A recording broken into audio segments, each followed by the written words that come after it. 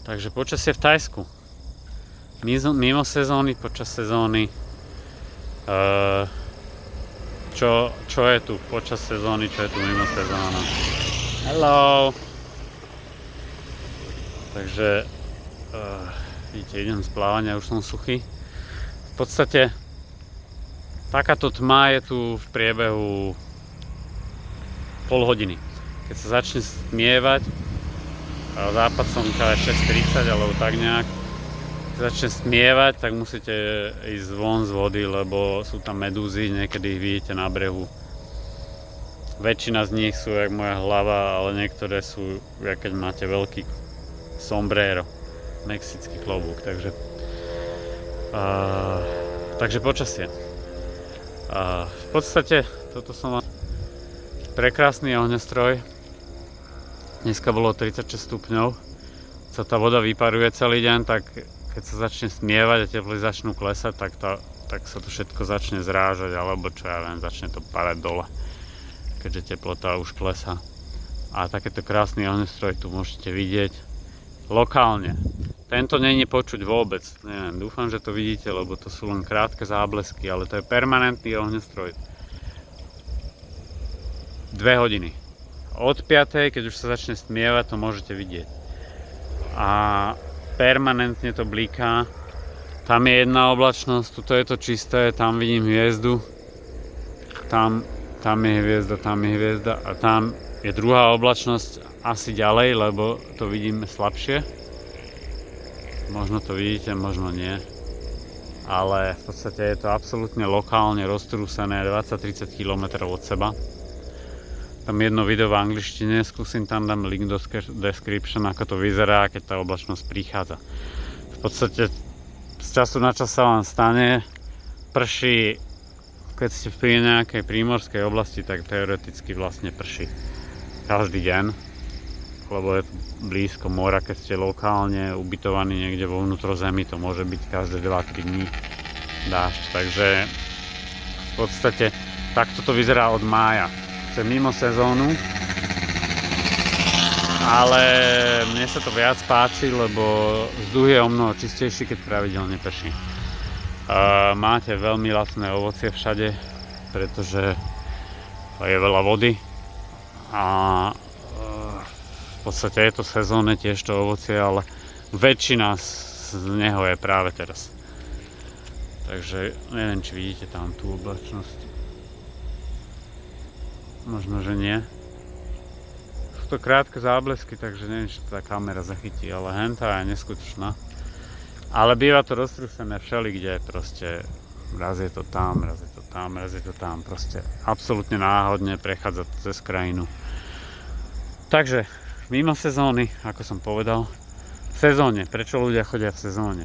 V sezóne chodia, pretože v podstate noci teploty klesajú na takých 20 stupňov, 22 stupňov, takže je to viac nesiteľné, lenže keďže prší raz za mesiac, tak je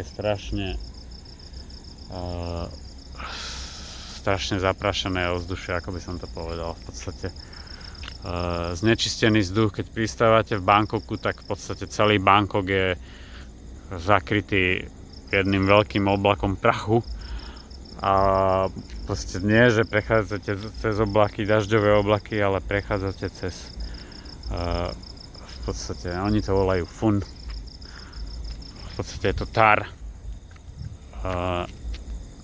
smoke z aut hlavne, ale aj z toho, že pália. Musia tu páliť to drevo, lebo v podstate to drevo tu rastie jak búrina. Každé 2 mesiace tu musia strihať všetky tie stromy. Tuto vidíte pole s cukrovou trstinou. To bolo, no teraz sú možno metrové a keď to kosili, tak to malo 3 metre na výšku. Dovtedy sa to neoplatí kosiť, nemá to cukor. Takže 3 metre na výšku a to bude možno na budúci rok. V podstate kosilo sa to skoro jak obilie. Taký veľký kombajn išiel vedľa toho a ten kombajn to rovno aj sekal a rovno to hádzal do nejakého zásobníka. A asi to bolo auto, takže asi išli 2 A nie som si istý, môže to byť aj v jednom. A to je jedno. V podstate cez sezónu. Drahé letenky, ale zase viac spoločností lieta. Norse v podstate býva najlacnejší z Osla, Štokholmu. Potom nejaké čínske spoločnosti, tie nájdete na Skyscanner, na týchto. To som neskúšal, teraz idem prvýkrát s nimi zajtra, takže možno, že urobím video. Ja neviem, ak to dopadne. Veľkú kartónovú krabicu. Dúfam, že nebudú proti tomu nič namietať, že je moc mäkká, že slabý papier. Nevadí, takže cez sezónu nižšie teploty, ale samozrejme cez deň máte 30-32. Ale vyzerá to, ako keby ste boli naozaj akože zahalení v prachu a ani to slnko nie je také strašne nebezpečné. Ale jedna vec, čo je, jahody, veľmi lacné jahody. Keď je trošku chladnejšie, neviem odkiaľ to tu vozia, kde to tu pestujú. Ale v podstate som fičal na jahodách 2 eurá kilo. 1,5 euro kilo. Zelené, červené, najmenšie sú najlepšie. To je najmenšie, keď si to doma pestujete, alebo nie až také malé ako naše lesné. Ale v podstate jahody. Fičal som na jahodách. Teraz fičím. Zase namiesto vody si dávam červený melón. Ten vychádza 20 centov kilo alebo tak. Vychádza v podstate takú istú cenu ako voda v obchode, takže už som normálne na tom závislý. Už keď pijem vodu, tak mám pocit, že nič nepijem.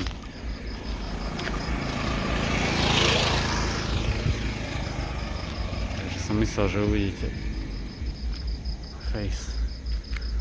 Nevadí, takže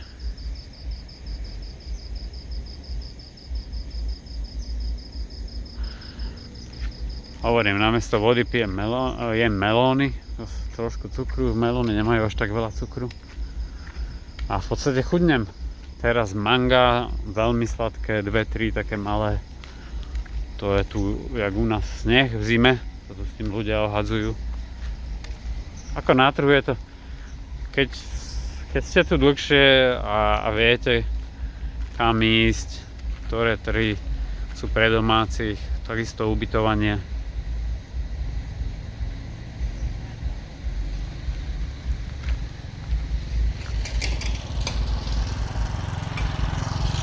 Tu bol požiar, opravujú tú strechu. Výpadok elektriky tu bol. Autobus tu začal horeť, tieto autobusy tu všetko prerábajú na plyn, takže je to trošku nebezpečnejšie ako u nás pri havárke. Uvidíte veľa takých autobusov nafarbených krásne.